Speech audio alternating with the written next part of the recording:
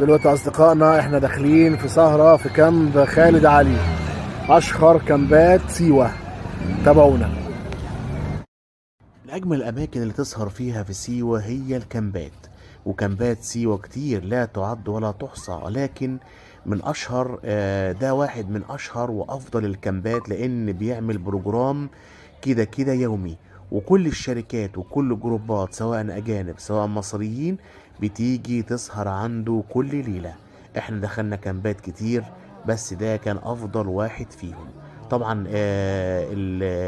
المكان بيبقى فيه مطعم، بيبقى فيه بار، بيبقى فيه يعني زي كده بوفيه، ولكن المكان ظلام زي ما احنا شايفين كده. طبعا بنعتذر لكم على عدم الإضاءة، لأن ممنوع تصور بضوء عالي، هو أصلا ممنوع تصور جوه أساسا، لكن احنا كنا بنصور كده سرقة أو بنستأذن الناس.